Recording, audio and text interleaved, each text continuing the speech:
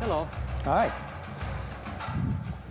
Thank you both for joining us. I want to make sure everybody has the right context for the conversation. So if you could each take just a very short time and explain what the Phillips Ambassadors Program is and then what Minerva Institute does, so everyone knows sort of the perspective you're speaking from. Sure.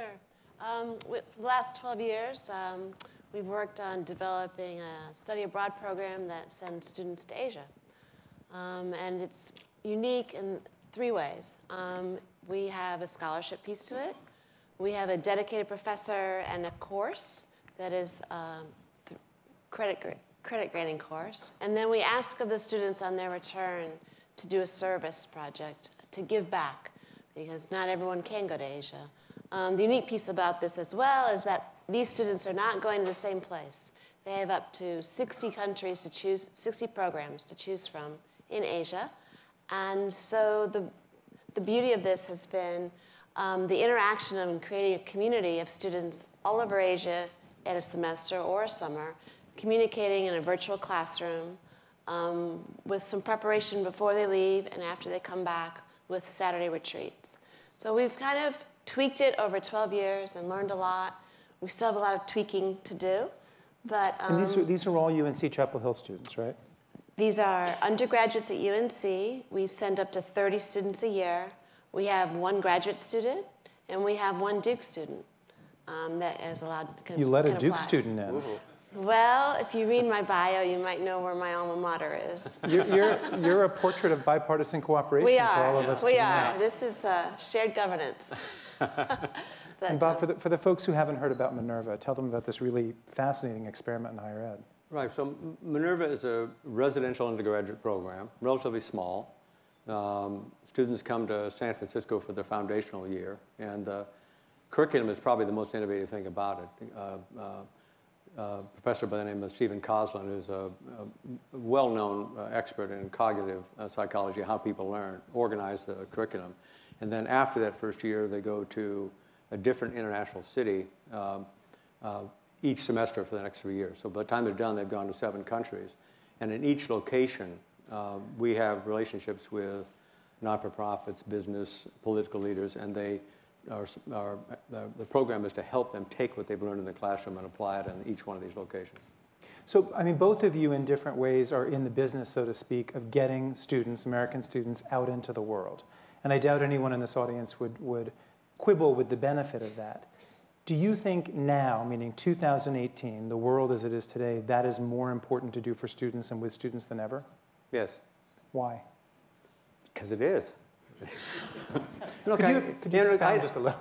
Look, in spite of the current occupant of the White House, we are living in a global era. And unless the president messes up higher education by making it difficult for international students to come to the United States, and he's on his course, well on his way to get that done, we have a comparative advantage as a consequence of the international footprint that we have with our universities. People from all over the world come here not just to go to school, but to become members of the faculty. So it is an international operation to begin with, higher education. And there's no question that, in my mind, that the students get tremendous value. And by the way, our students, 75% of them are international. Not because we want it to be 75%. We don't have any geographic preference at all, and ours is militantly need blind. And though our cost is relatively low, there's still a lot of financial need out there in the world. So, there's no question that they get tremendous benefit from being involved together with shared values and getting to know each other, but also working in each of these international communities. What is some of the feedback you've received from your first class of students will be seniors next year, is that right? That's correct. What is some of the feedback you've received about their experiences and what they've gained from them that has shown you the benefits of this even beyond what your dreams might have been? Well, my dreams have almost nothing to do with higher education. So, look, we are rigorous about analyzing what works and what doesn't work. I mean, we've been described as an online university. We're not. We do use technology. The students go to class on a computer, on a laptop, which gives us tremendous flexibility, both for the student and for faculty. We don't have to send faculty to Berlin and Hyderabad and the other locations. It's much easier to recruit and also to measure the progress that you're making and to change your curriculum as you're making progress. And one of the measurements that we have is constantly asking the students what's working and what isn't working. I mean, we take our Net Promoter Scores. So we're asking students, and we get very quick feedback mechanism. I mean, as you know, I was president of a university here in New York City for 10 years, and I'm very sympathetic to the difficulty of making change happen. And this university has been organized to make it much, much easier to accelerate that change. Kim, yeah. I agree. I think that we've tried to remain very student-focused.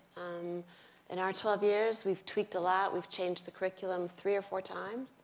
We've changed kind of the application process. Lots of barriers. There are lots of barriers to studying abroad, but it's more important than ever. It's a global world, and if our students aren't prepared for it, they've got to get out and see it.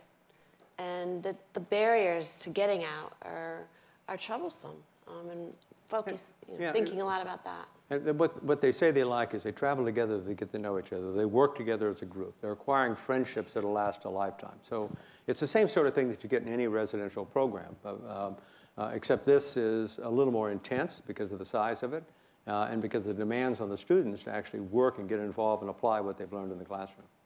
When we look at the percentage of students that are studying abroad, and I think a lot of us look at it and say we wish it were higher, is it where it is for lack of interest or for lack of availability? Carolina at this point has 36% study abroad rate, which is in the top 20 of the public universities in the country. 13% of those students are going to Asia, so I can speak to that. I can't speak to study abroad overall. We saw a 2% increase just in the last year of students' interest in Asia. But it's not a problem of interest. It's really, I would say, a threefold problem. There's a financial barrier that some of these students work so hard to get to Carolina, and then they say, now I want to go to Shanghai. And that feeds into another barrier, which is a cultural family barrier. Some of these students have a very difficult time convincing their families this is something that they should do and want to do. We've even had a student do a PowerPoint to present to her parents so that she could go. And I think the third one is maybe institutional, where these kids are so focused on their majors, particularly the science majors or the pre-meds, that getting off those tracks are so difficult sometimes to study abroad. And so what we've been trying to find and create and encourage over the last 12 years is more faculty-led programs, more partnerships with science labs, getting musicians to study abroad, getting linguists to study abroad, really opening it up as wide as we can, but certainly access and affordability will always be the challenge. If you're a president of a university, I mean, one of the other panels were talking about being risk averse. Everybody's risk averse. The optimist, who's a highly published author, was talking about everybody being risk averse. We're all risk averse. Who isn't? So if you're running a university, the last time I checked, one of the graphs that's going up to the right is litigation. And so when we operate in these international cities, we have to have resident assistants, we have to have mental health, we have to have student health, we have to have security. There's all kinds of things that go wrong. And if you're a university president, you look at something like that and you say, why do I want to do something where something could go wrong and I find myself on the receiving end of litigation, or finding myself with my board upset because I did something that got me in trouble. It's not easy. I mean, the administrative challenges of universities, among the things I learned at the New School, are enormously difficult. It's not easy to organize and keep a university running well. How much danger are we in as we sort of build study abroad programs, get more students to do it, that we end up in another two-tiered, two-track place where students from privileged backgrounds are doing it in much, much greater percentages than students from less advantaged backgrounds? I think for our program, and that's what I can really speak to, but I think the university as a whole as well has made a very intentional effort to attract to inform, to educate. Non-traditional, I guess, is what we've been calling it today, or transfer students. We have had 6 vets be a part of our program.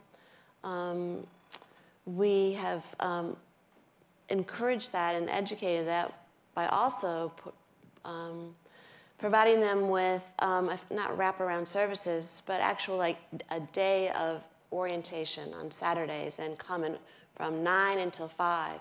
Students of all backgrounds can come and what is it to be Black and abroad? What is it to be LGBT and abroad? We have seminars all day long. What is it to be Muslim and want to study abroad? And so I think the more that we provide spaces to have these conversations and so that people's identity change and they say, I can do this. I can study abroad. I think that's a real shift, cultural shift that's pretty easy to do.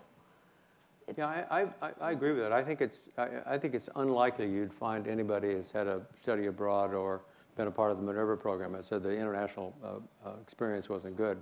But look, higher education is I don't know how many tiers there are, but 42 or so % of Americans of working age went to college. It's 25 or 6% African American. It's middle teens for Hispanic. I mean, it's all right, and we were talking about it offline. I mean, we don't use the SAT and the ACT at Minerva because it's rigged. You can look at the SAT scores. They go up with household income. So tell me what your household income, I'll tell you what your likely SAT score is going to be. Well, there's something wrong with that. And we get half the households in America, according to the Federal Reserve, which is still a relatively reliable source of information in today's world, says that half of households, if they get a bill of $400 unexpected, they got to sell something to pay the bill. With the rise of high deductible health care plans and all sorts of other things, I mean, it's a real challenge. And so we've gotten multiple tiers already. Before you ever get to the student abroad program, there's no question, I would say the student abroad program tends to benefit people that are relatively well off. But what you really need to do it is basically cojones. You got to be willing to go someplace where it's uncomfortable. I've never been to Hyderabad. I've never been to Taipei. I've never been to any of these places. I'm comfortable living in wherever it was I've lived before, and it's a little risky. So that's really, I think, the most important separation that occurs. Well, to your point, if you look at the statistics, sadly, the #1 country students go to is Britain, the one that's the most comfortable, the one that speaks the same language. Should schools, even as they're encouraging students... Isn't it the other way around? Huh? Isn't it the other way around? Them coming here? No, we speak their language. I'm just trying to figure that one out. Anyway, here in the colonies, we send more students to Britain than anywhere else. Yeah. My question is this: even as we want to encourage students to go abroad, should schools be more vigilant in terms of where those students are going, why they're going, and what those programs look like? Because I talk to many faculty who are like, it sounds great to send them abroad, but what a lot of them do is they go abroad and they shop. They go abroad and they eat. They go abroad for a short enough period of time and in a coddled enough environment that I'm not sure they're getting what you think they're getting out of it. How big a concern is that? I think how we've addressed that in our small way is that we create a community before they leave. These are students that they're all going to different places. But before they leave, they've had 2 Saturdays together. They've met with the alumni coming back on some of those Saturdays. And they have met with their dedicated professor. And while they're gone, they'll have this online platform. But there's an accountability piece to this. When they're abroad, they're responding to prompts that others have said, just 5 prompts. I mean, they can still go have a good time. But it's this sense of, I'm part of something bigger. And it's not just vacation in Barcelona. And so I think that, and then when they come back, of course, with our charge that they give back, there's another piece, another layer of accountability that goes with that. And that's fun. And they've had, I mean, you throw the stone in the river and the ripple effect is phenomenal. And so I think any study abroad program, whether it's Britain or whether it's Hyderabad or Shanghai, it depends on the context. You can make anything more worthwhile, I think, if there's a little a little bit of context provided. You agree? No, I completely agree with it. Look, just learning how to do different things. I mean, you've traveled around a lot just in the United States of America. I mean, things look different depending on where you are. I mean, I'm from Nebraska. I guarantee it looks different from Omaha, Nebraska than it does from Manhattan. So the world looks different. The people's attitudes are different. The way you shop, the way you eat, I mean, not everything is different. You still respirate and defecate like everybody else, but you've got differences, and you got to adjust. You got to figure things out, and in the process of figuring things out, you learn. I'm sorry, I'm still back at defecate. I mean, as everyone in this room knows, we are getting, I think this is a good thing, more and more students from China all the time. I ask this not just because you're sending students to Asia, but there's, among the many imbalances we talk about with China, one is students coming versus our students going. How concerned should we be about that, and why? Well, I mean, first of all, you know, it's a story that lets us say we have made substantial progress. I mean, by large majorities, you go back to 1900, we wanted to kick every Chinese out of the United States. I mean, so we've made a tremendous amount of progress. I think it's, for the most part, it's good news. No, I'm saying we're not sending enough in the other direction. Yeah, that's probably true. You know, generally, I don't worry about it. I mean, I don't think it's an emergency situation where we got to do more. But I think that it's a lot easier. In the conversation earlier, we were talking about the Vietnam War. It was a lot easier for the North Vietnamese to figure things out because there wasn't a free and open press and no democracy. So, you know, it's a lot easier for Xi Jinping to send people over the United States than it is for us to do the same thing. So, I don't think we should regard it as a significant disadvantage. I think what we need to do is try to help universities that really want to do it figure out how to do it, how to lower the risk, how to lower the bar of risk, because it's substantial. I mean, you can get in a lot of trouble when you make mistakes like that. So I think there's tremendous benefits from it. And frankly, I don't know how to do you're more likely to be able to answer the question, how does another university do it, than I am. You know, we're looking at the next 10 years. What do we want to do with this program? And this past spring, I was so struck by a student that is a non-traditional. She was 25 years old. She had gone to community college in North Florida, lived with her grandmother, taken the bus to enroll at UNC from Florida. And her passion was Korea since she was a little girl. And Carolina has a great program in Korean studies. So she was selected as one of the students. And getting her passport, when she told me this story, she said, the professor, I had an appointment at the post office. The professor kept class late. I missed the bus to get to the post office to get my passport application. She said, I was in tears. I thought my scholarship is now gone. I'm not a part of this program. I've missed it. She luckily had a friend who had a car that got her there, the post office. She got her application. She's been in Korea and is posting great Twitters and Instagram. But we are really at this point in juncture, and Carolina as a whole as well, is the whole idea of a passport. And we're thinking that there should be a passport application in every single application that you get to go to Carolina. And we have the admissions, message, yeah. You know, or your matriculation papers. When you're coming to Carolina, here's where you're living, and here's your passport application. It's $138. And we are starting discussions about starting a fund that any student that wants a passport, $138 is a lot for some. And we're moving in the direction where we're gonna make that happen. That's a great idea. And the other piece of that is that we're also looking at getting a passport office on campus. Huh. The State Department has lots of parameters surrounding that, but we're working on that. The post office is still there, but let's try to quickly fit in a couple of audience questions. There's one right now on the screen. This is anonymous. You've spoken about getting our students abroad, but just as pressing, we're facing declining enrollment in international students. How can American schools maintain their global appeal in the age of Trump?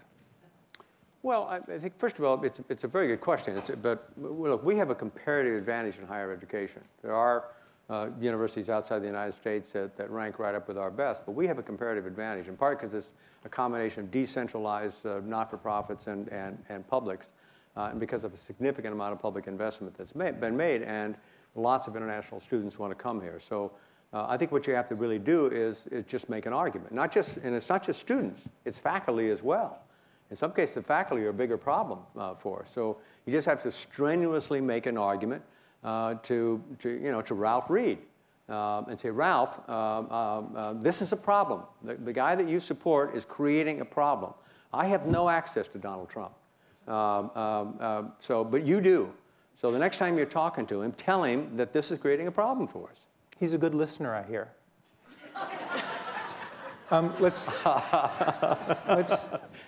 a good sentence. Let's sneak in one more question. Isn't there a concern, particularly in the current environment, that this will encourage more students, particularly the strongest ones, to leave the country permanently? Kim, you want to take that one? Encourage students to leave the country permanently. I don't think I can speak to that. I really don't. I can't put a cause-effect on that. The other countries have that problem. I mean, I've been working with them since the normalization process of Vietnam back in the early 90s to build higher education capability in Vietnam. We're trying to build an undergraduate program right now, which has not been easy to do for a whole range of reasons. Their number one problem is Vietnamese wanting to come here.